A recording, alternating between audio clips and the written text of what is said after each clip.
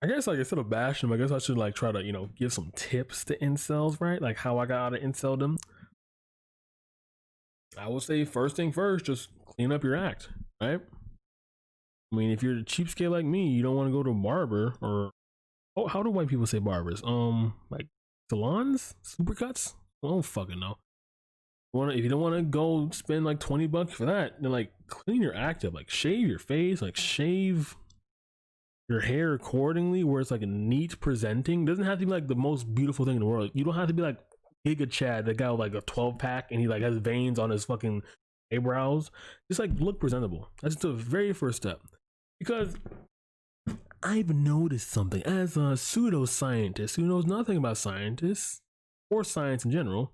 If you look more presentable, you will garner more confidence in yourself because you're like, oh, that was what was underneath that disgusting piece of shit. It's this beautiful creature in front of the mirror. Now, of course, you're not going to immediately want to feel that, obviously, because again, if you had that much self-confidence, you wouldn't be in an incel situation in the first place. But that is a very good first step. First step, learn how to talk to people, because the best way to getting in a relationship is to network, right? You gotta be like, hey, I'm looking out, bro. Like, you know what I mean? Like, hit me up whenever someone you know is single. Kathy, or Kathy was single. Kathy, yo, what's up, Kat? Like, I mean, like, communicate. You gotta learn how to speak. Now, learning how to speak is a very kind of tricky situation to be in.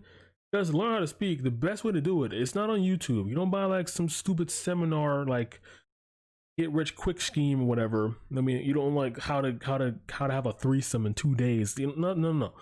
Learn how to speak. All you got to do, as terrifying as this is, just go out and speak.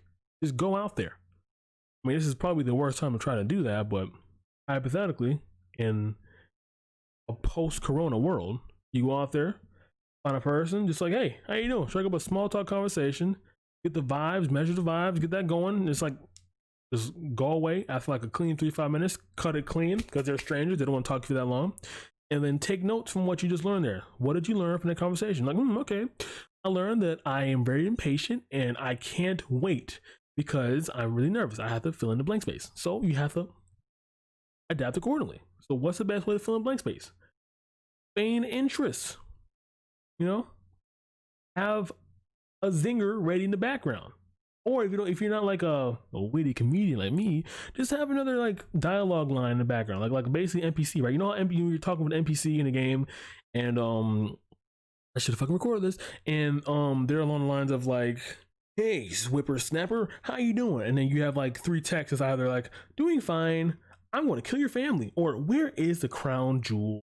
Give me like have that shit ready, like it will help for the speaking aspect. Okay, so you got speaking for number 2.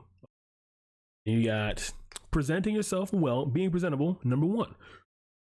Now, the presentable thing also can go along the lines of like personality, but that's actually number 3.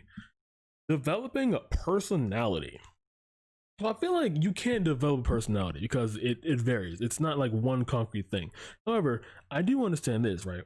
While you can't like have a concrete, like concrete cookie cutter, that's beautiful analogy there. You can't have like a cookie cutter like set example for every single person to follow to have like the ideal personality, because again, things won't work for you what they might work for another person. So I feel like the ideal personality to have is something that allows you to fully just slither along the wide range freedoms that would allow you to do whatever you want. Like, I mean, and besides, you won't know what personality you have until you clash with some other personality that you don't like. Like the best way to find out what personality you truly have is find one that you don't like and contrast where you don't like it, and therefore, boom, that's how you find it out. But that's a really complicated situation that might not be at hand at all times because people aren't as readily available due to the end time being among us. But yes, finding out, developing personality to be somewhat reasonable, somewhat manageable. Now, I think the best way to do it is just like, again, listening to people talk and understanding why they talk the way they do. Ask them questions like, hey, why the fuck did you say that? But don't be that rude. I'm trying to learn. Like, basically, uninselling yourself is like trying to learn how to become a better person. You have to learn from normies what it feels like to be a normal non-incel like person. Now again, you're probably if you're like deep down in the trenches for incel logic, you're not just gonna be able to sit there and listen to a conversation thoroughly, especially if it's a woman talking, because that's the thing. But you're gonna have to if you want to get better, if you want to get out of that toxic mindset, because whether or not you like it, being a full blown incel is toxic as shit. You can't stay there. You just can't. Why? No.